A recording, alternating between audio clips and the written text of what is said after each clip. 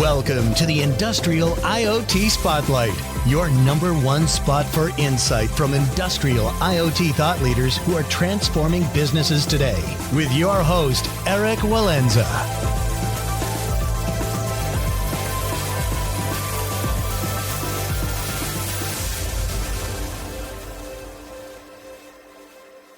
Welcome back to the Industrial IoT Spotlight podcast. I'm your host, Eric Walenza, CEO of IoT One, the consultancy that helps companies create value from data to accelerate growth.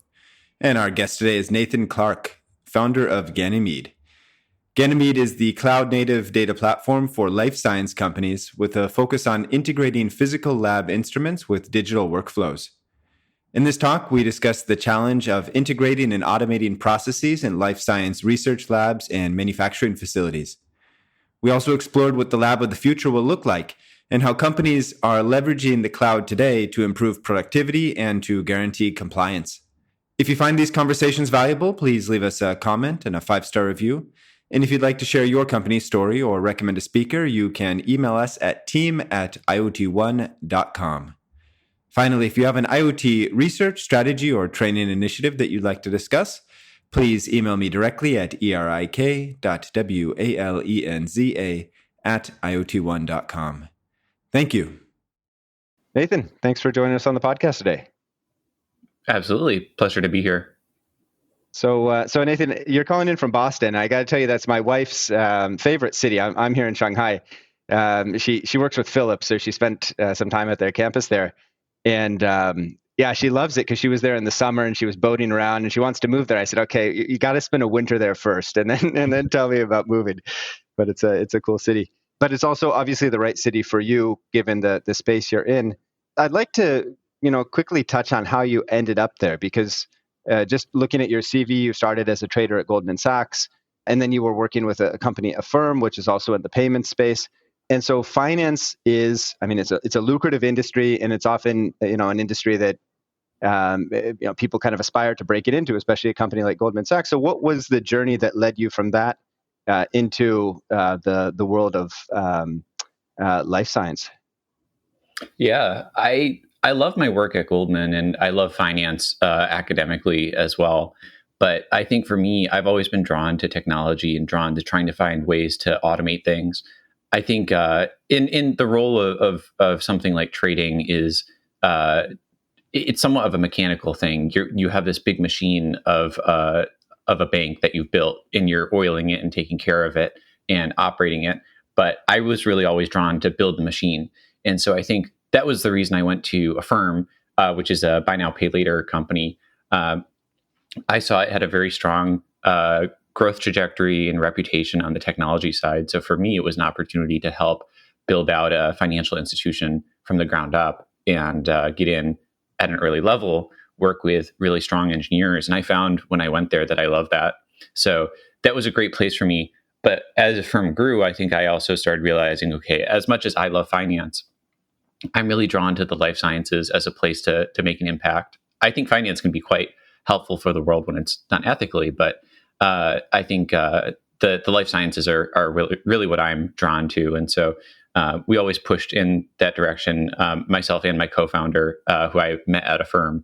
I went to work at a company called Benchling, which is sort of like a CRM for wet lab life sciences operations, tracking your experiments, tracking the cells you're using, tracking the DNA, et cetera.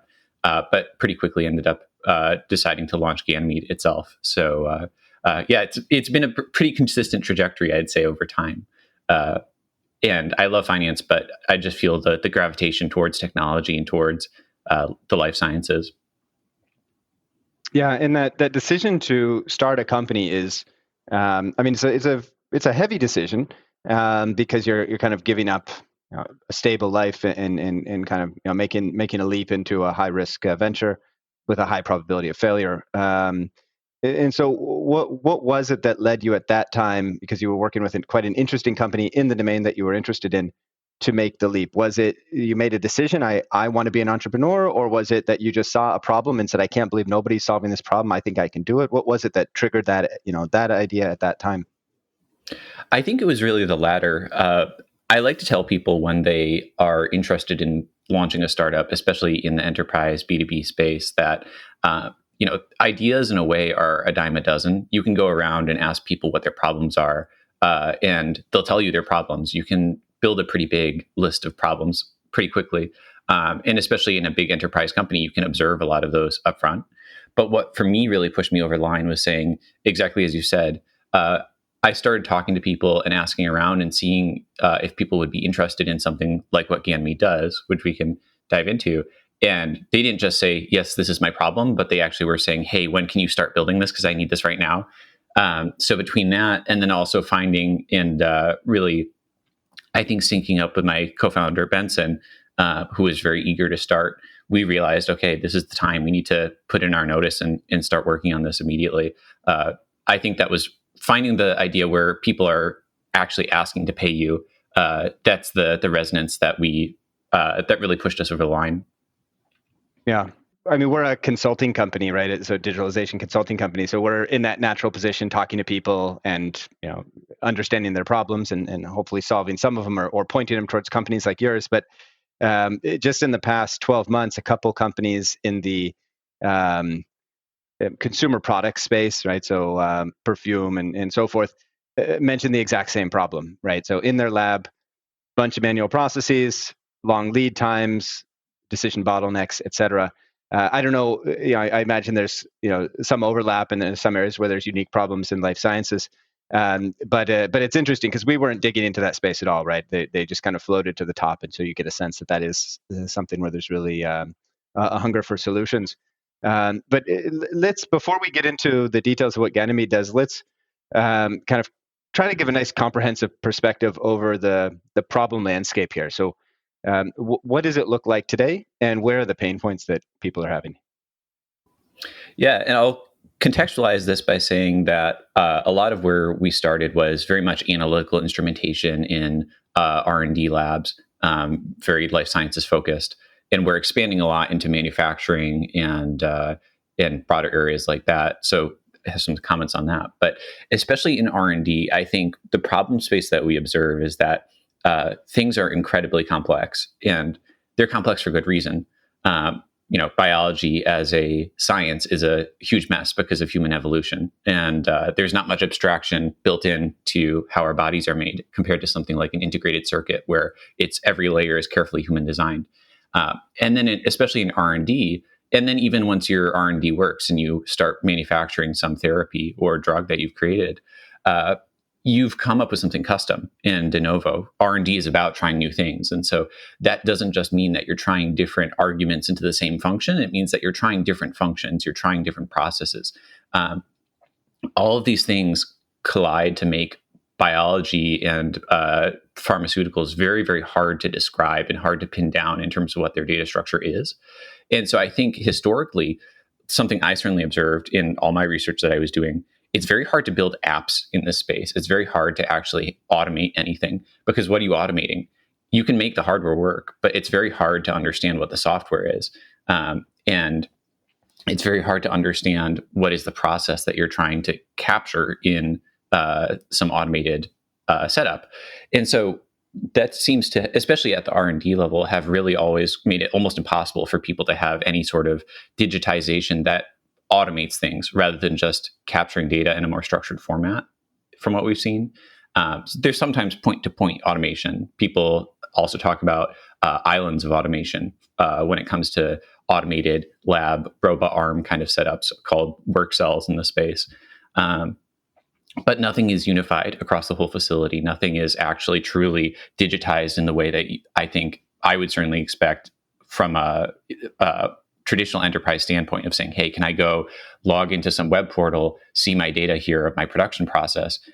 No, because there's no way to describe it or capture it. So I think that seems to us to be the core problem that really holds back, especially R&D for scientific biology, is that it's too complex to pin down. And so it's really hard to do anything with the data other than just log things in a disconnected way.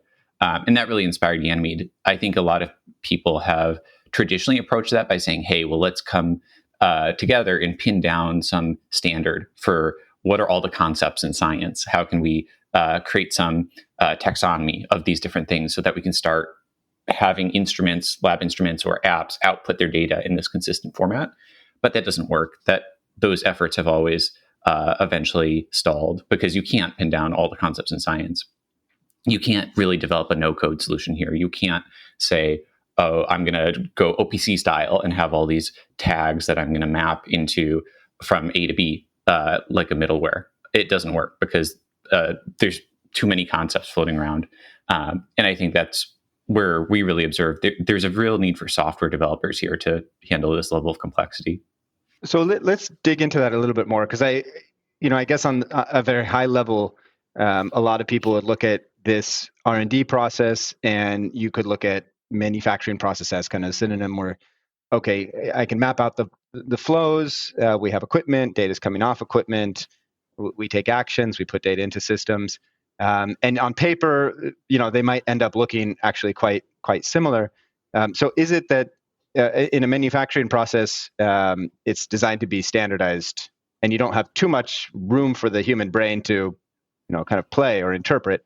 And in this process, that's like a very essential element, is having a human in the loop that's making autonomous decisions. Is that the critical element that's difficult? That's kind of stymied previous efforts to automate this process and connect the nodes? I'd say that's a big one. Yeah, I'd say there's really three characteristic sort of data problems here that make it difficult purely from a sort of math perspective to get this into traditional CRM-like tools or middleware-like tools. One is exactly what you said, where if you are in a manufacturing process, you can sort of define your process and it'll be stable maybe for a year or two at least, hopefully.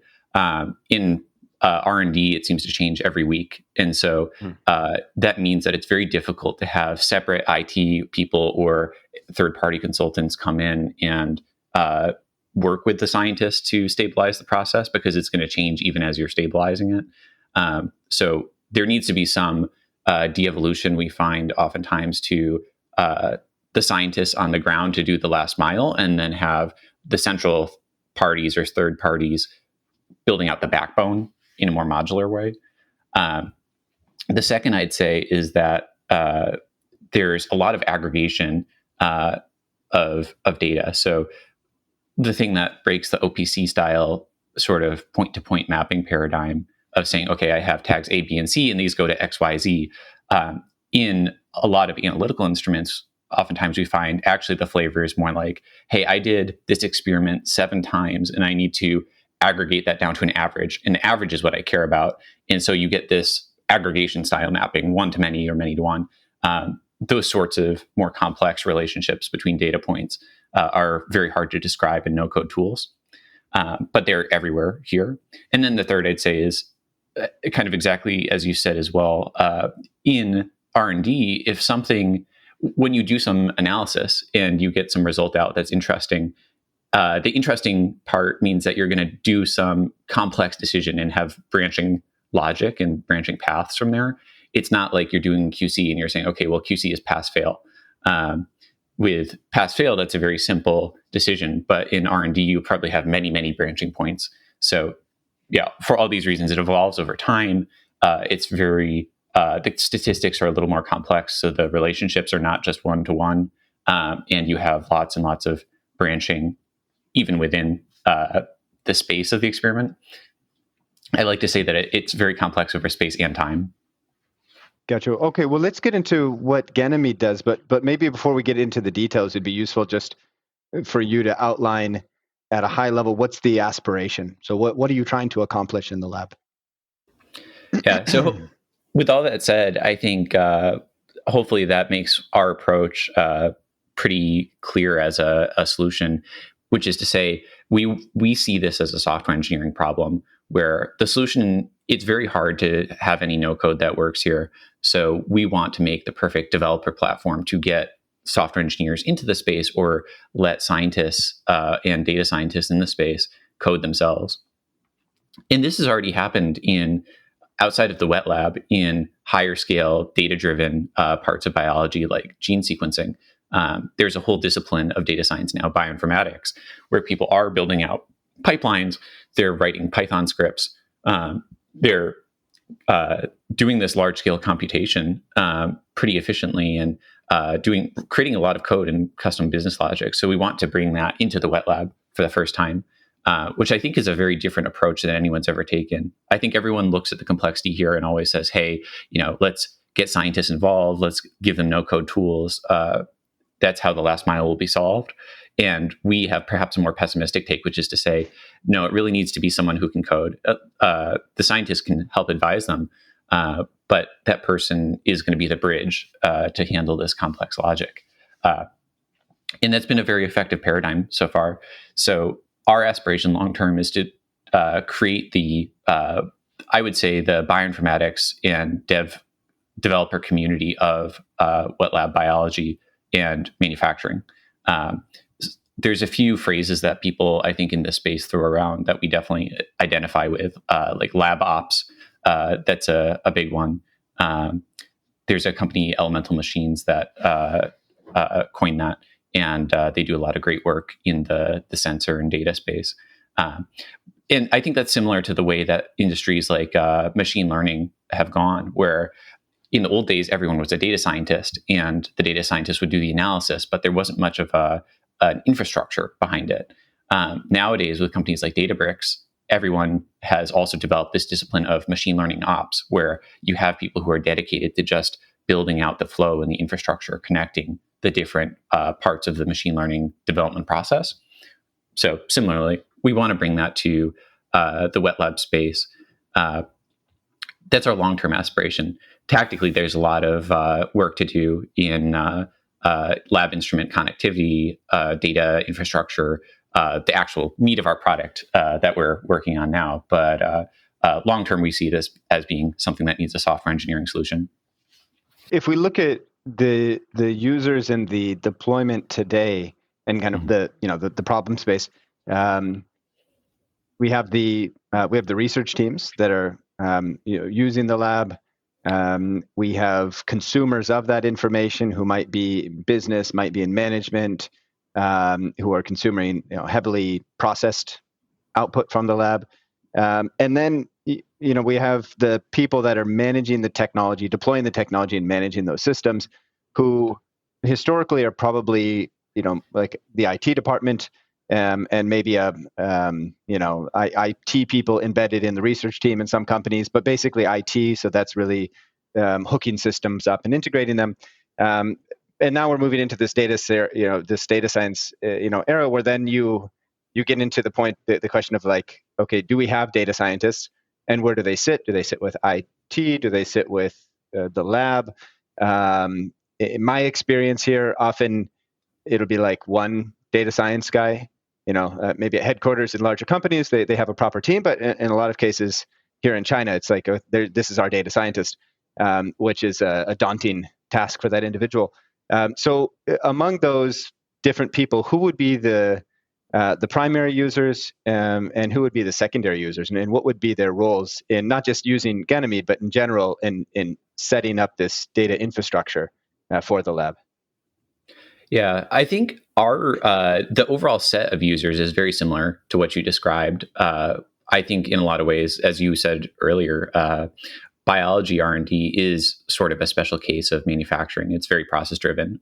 It has these, I think, very complex phenomena, but so it has the same IT people, data scientists, sort of technicians, scientists, people on the floor involved.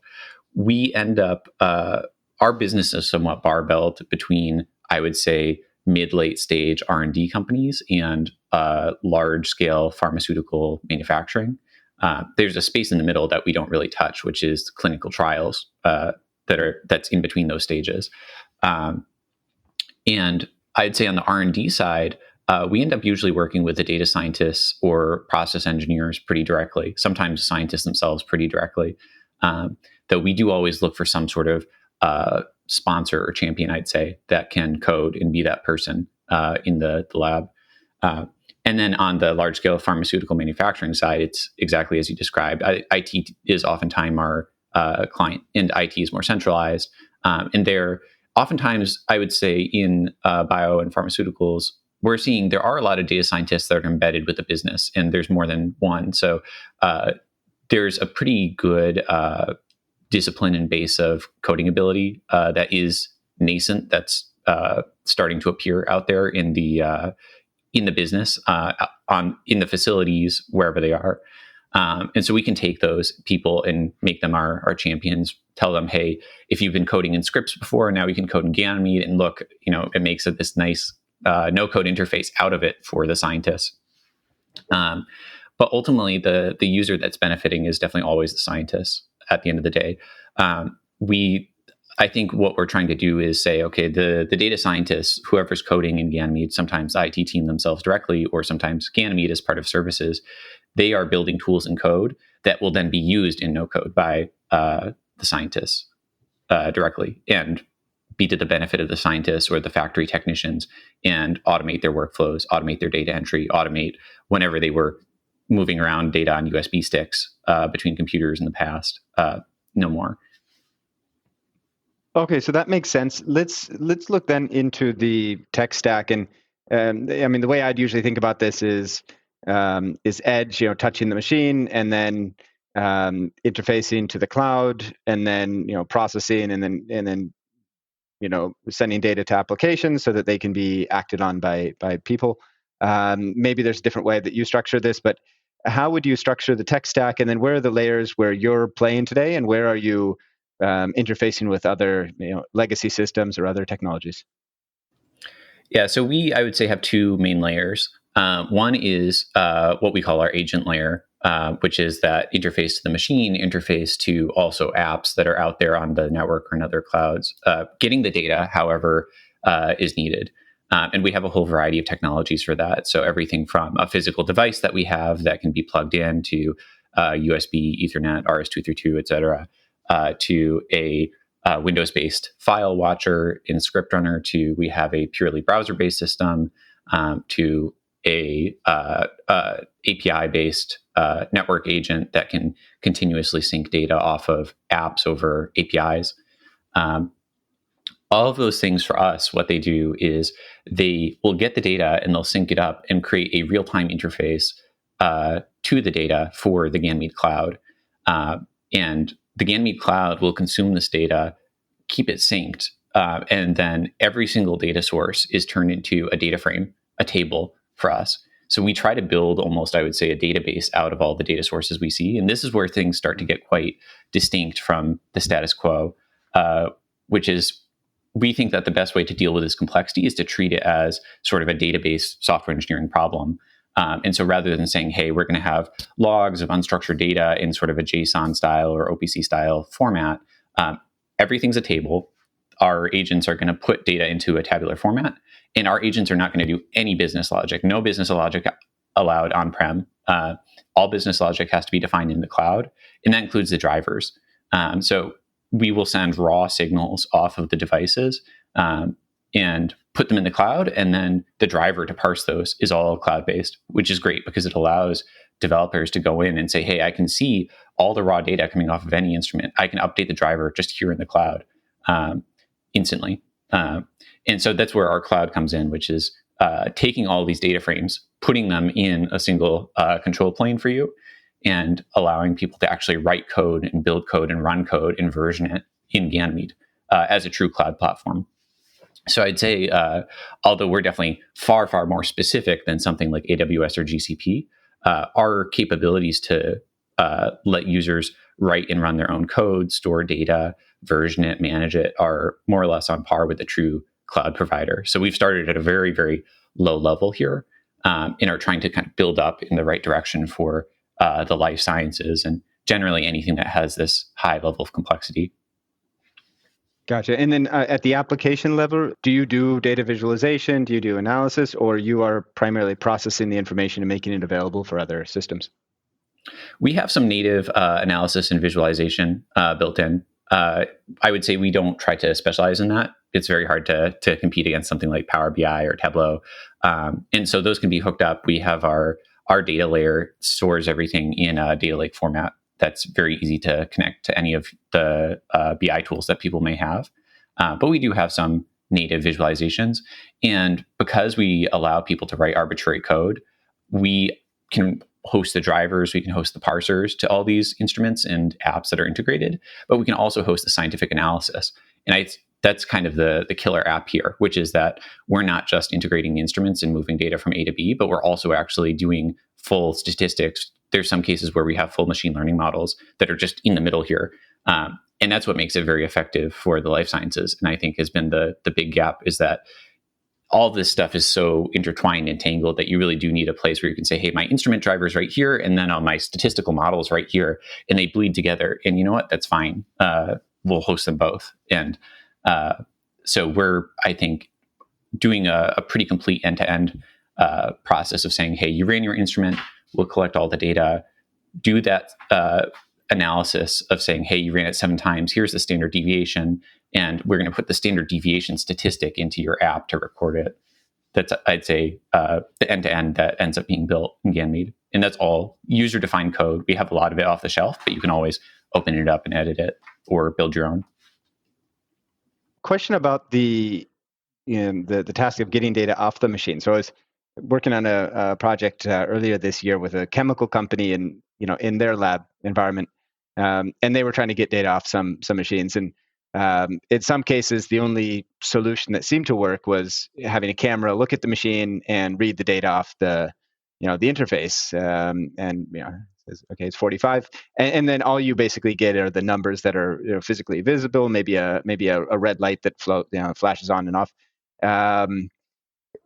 Chemicals is maybe a more price sensitive industry, so maybe they're working with older equipment than a lot of the life science companies. I mean, they're also just older companies, so maybe they have more legacy equipment.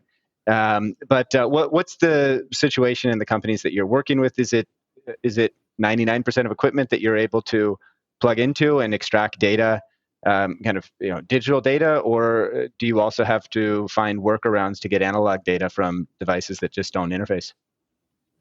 We definitely have to find workarounds. I would say, luckily, because of this statistical nature of what a lot of the instruments are doing in the life sciences, they do have a higher chance of emitting like a file that you can parse and process. But still, what you described of, hey, here's some instrument that's completely locked down, there's no ports, you got to point a camera at the screen and read the data off, that definitely happens as well. And I think that's where we've said our paradigm is going to be that, we know there's no silver bullet. There's no single standard that everything's going to conform to. We're not going to treat the entire world like it's going to be OPC accessible or have a web API or something like that.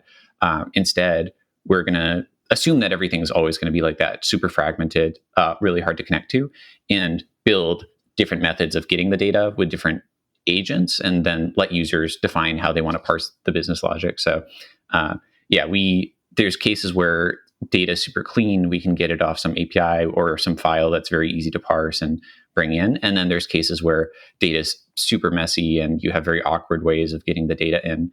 And so that's oftentimes where, we can do OCR. We have a system for that in Ganymede for parsing things like images or PDFs as well, if that's how the data is coming in. We can integrate with a barcode scanner. We can also just let developers create a form in Ganymede for users to type their data in if needed. I think we try to assume that there's no silver bullet and that these really difficult integrations will happen and be everywhere. And we'll just try to glue together as much as we can, but we're not going to say, oh, here's the only way that we can connect, and so we can't touch this. So in practice, I think we end up being able to cover 95, 99% of what people have, because we'll sort of go as far as the instrument will allow us in terms of integrating it. We'll do what we can and try to create the smoothest experience possible, but it may not always be possible to actually have it be completely automated end to end. But in many cases, it is. Yeah, I guess this job at least should get easier over time, right? I think the newer equipment coming out tends to be more connectable. Question around, yeah, please. I was just going to say mostly. I think the industry is trending in the right direction, but it's a slow process. So hopefully everything gets better. Yeah, well, yeah, that's right. Because it's not just a technical issue, right? There's a whole kind of mentality around, building walls versus, making your solution connected. And, I guess that's a corporate strategy decision as much as a technical. That's decision. Right. Yeah. Let's see. So you mentioned earlier that you don't touch clinical trials. Why not? So what are the unique complications around that, or is it just not interested in as a business problem? What's the reason? I'd say it's more, it's just a very different area. Our specialty has been saying, hey, you have all these lab instruments, you have all these statistics that you're doing. We can kind of bring them all into one place to let you write code on top of them and automate them. Clinical trials, there's a whole different raft of software there. It's much more about doctor-patient interactions. It's also much more regulated. We don't want to touch any data that has human identifiable information in it. In terms of what our platform is meant for. Our platform is meant for just process operational data. And so it's a different regulatory regime. It's a very different sort of data problem, I'd say, where there are actually a much more clear set of tools that you're using in these clinical trials. You kind of know the different acronyms for the 5-7 different types of applications you're using. It's more like the data is incredibly messy within them, and it's more of a data cleaning problem, oftentimes, we find. And that's where there's other companies that are focused on data cleaning, and we'll kind of let them do their thing. We're more focused on data structuring and analysis structuring, which suits the wet lab and physical processes better. So let's try to make this as tangible as possible. And I think the best way to do that is to walk through an end-to-end case. So from what was the challenge that they had to deploying the solution, and then if you could maybe blend 2 or 3 cases together as well if that helps. But I think it would also be interesting to understand what are the KPIs or the specific impacts that people are looking to realize. Is it shortening a certain process time or improving quality control to a certain measure? So what are the benefits, the objective benefits that are aimed at here? Yeah, I'll give you 2 cases. One in higher scale manufacturing, and then one on our more R&D side of the business. On the manufacturing side, so we have a partnership with a company called Apprentice. Apprentice is a manufacturing execution system for pharma. They themselves are a startup, much bigger than us. They've raised over $100 million, and they're fantastic to work with. And so what they do is, through their MES, they have an application that technicians on the factory floor in pharma manufacturing are using to describe their processes, to capture data, have their electronic batch records, and so on. And because of that, Apprentice does have a pretty big desire to get more natively integrated with a lot of the instruments and machinery that people are using on the factory floors. And because pharma manufacturing is incredibly locked down and regulated, so it's very high value to the clients and to the IT and compliance folks in those spaces to not just automate data entry for speeding up the technicians, although that's a big plus, but also for compliance reasons. Being able to record data and have certainty that whatever people did was actually true is quite important.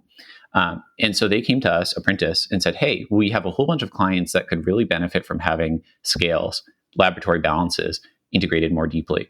In the pharma manufacturing process, when you're manufacturing a drug, one of the first steps oftentimes is to just weigh out different components of the drug or of the pill that you're going to prepare. The active pharmaceutical ingredients, the matrix that those are going to sit in, whatever it is. And one of the problems that they face in that space is that they'll establish tolerances of, okay, how much do you need to weigh out of this? You may say, okay, I can weigh out 50 to 55 milligrams because the recipe says 52 milligrams. So my tolerance is 50 to 55. If it's above that or below that, I'm going to have to reject the batch and throw it out. But what ends up happening is that people will weigh out 56 milligrams because they're not being careful, and they'll say, you know what, actually it's good enough. I'll call it 55, so it's intolerances, and I can continue with my day. And that's a huge problem. And that's because you have people recording data manually. It's not coming directly off of anything. They're just looking at the screen of a scale and writing down the number. And so for them, what we did was we said, okay, let's get these scales more natively integrated. How do scales integrate? For the most part, they have no PC, they have no networked component. They just have a USB port or an Ethernet port or an RS-232 port. And so we used our edge devices, connected them. In the edge devices, rather than having a parser or business logic layer for standardizing the data on the edge device. They actually just take the signals coming off the USB port or RS-232 Ethernet and send them up to the cloud verbatim. And equivalently, they'll take signals from the cloud and put them back into the scale verbatim to control the scale. And I'd say this is where our approach helps a lot, because what that means is that these scales, which all have super different, there's very little, it's not OPC, it's literally strings coming over the wire. You'll have something like W19G, which means we weighed 19 grams, or T for tear. These kinds of, every scale has completely different implementations. They're poorly documented. Some of the documentation is just wrong, especially when you're going across multiple manufacturers. And so that's where our cloud-based approach is very effective, because we were able to say, hey, we'll just get all the strings off the scale and then process them with a cloud-based driver in real time, and then put them into an API, a web API for the Apprentice application to consume, to read and write from and write to. Through that, we're able to very efficiently and very quickly write new drivers for new scale types. So versus a lot of the manufacturers have different, they have some connectivity layers that they've built already. For instance, Mettler Toledo, a big scale manufacturer, has what's called LabX that is a data layer for their scales, but it's very specific. It's very hard to set up. It's very filled with semantics of how Mettler Toledo thinks about the world. Whereas Apprentice's experience, and by extension, Apprentice's client's experience with Ganymede, is that we're effectively a magic wand where you say, okay, I point at a scale, doesn't matter what manufacturer it is, as long as it has some connector. We'll hook up the edge device and we'll just say, hey, we see all the strings coming off. We can look up the documentation and then create this mapping very quickly into what these strings mean. And it's all purely web-based. You don't need anyone. Once the thing is connected on-prem, you don't need anyone there anymore. You can just start coding on the web from anywhere in the world and get it done very quickly. So for a manufacturing execution system and for these regulated manufacturing clients, I think that's pretty transformative, because they're able to really radically accelerate this from something that would take months to integrate scales and might not be worth it, to something that now takes days or weeks per scale type. And similarly, I think the same holds true in scientific wet labs, where the problem is a little bit different, but the same value prop holds of saying, it's very important for me here, less compliance, more accelerating my scientists, because they spend so much time doing data entry today. But it's the same thing again. If I have all these lab instruments I bought, but the lab instruments just will emit a file onto a PC that's attached to them, and that's it, they're done. And people end up having to open up those files locally and do some analysis in Excel, or import the files into some software to do some analysis, and then do that analysis and put it into an app like a Benchling or a manufacturing execution system or LES or whatever it may be. So there's this very consistent flow, which is very error prone and very manual data intensive, of saying, hey, I got to get this file, I got to manually do an analysis, and then I got to put it into by hand into some app or something. We, I think, have a much better approach where we are saying, okay, we're going to hook up to the instrument, we'll get the file, just host it raw in Ganymede, and then automatically have the parser built out in the software layer, automatically do the analysis, and then automatically put that final result into where it needs to go. So for the scientists, it's the same value prop in a way, more focused on saving time than compliance here. But they speed up by probably 10, 20%, I would say. They spend hours and hours and hours every week doing data entry, and it vanishes. So it really radically accelerates people's science. It reduces the cycle times of how long it takes to do an experiment and then see the data come in to debug it and decide what your next experiment will be. And also in an environment like this, it helps save headcount, because you don't need as many scientists to run the same lab processes. Okay, great. Yeah, I mean, sounds like a very high value solution in both cases, and somewhat intuitive that this is a solution that the market needs. I mean, you already mentioned that people are basically asking you, when can I buy it? I just had a look at some of your figures. I mean, you're a relatively young company, 10, 11 months old. You've raised something like 15 million USD. So obviously, investors are quite confident that there's a business here. What's the answer to the question, why now? I mean, this feels like a problem that needs to be solved.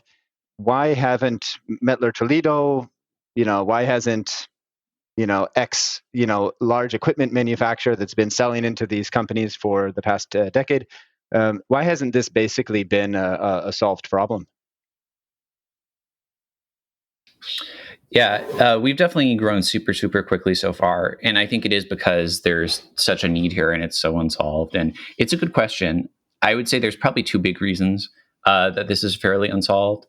One is that the way that people have approached this is always saying, it's a very local solution or very app-like or sort of internal company platform-like solution that they end up developing, where, say, Mettler Toledo, for instance, they're great, but they don't specialize in software, and they, as you sort of said, manufacturers are often incentivized to try and reach this local optima where they're only offering a solution that connects to their machinery, and so that undermines the value prop of people being able to connect everything. They end up having to have a dozen different connection layers for the dozen different instrument manufacturers and apps that they have involved across their business.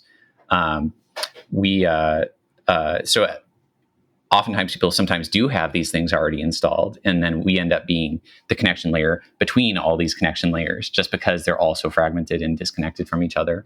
And then the other piece I'd say is that there's very little true software engineering in the space.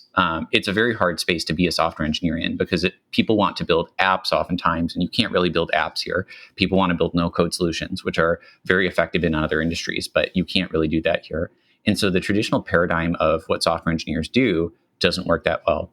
The only thing that we observe really works is developer platforms and cloud infrastructure at a very raw level, which is, I would say, a very extreme type of software engineering, which you don't get much of in bio, because there's very few cloud infrastructure engineers paying attention to the space, for good reason traditionally. But I think finally now, for us, we're really bringing in a ton of software engineering talent, a ton of cloud infrastructure engineering talent, and really bringing a sledgehammer into the space in a way that hasn't happened before. And so I'd say that's the other aspect, is we're able to build at a much deeper level and leverage a lot more deep software engineering talent than exists within the industry today. Yeah, fascinating. Well, I mean, obviously you're a sharp guy, and it looks like you have a great founding team. But it sounds like you've really found the right time and the right problem as well.